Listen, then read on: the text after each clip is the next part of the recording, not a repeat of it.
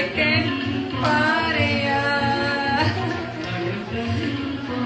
அற்புதமான வரிகள்.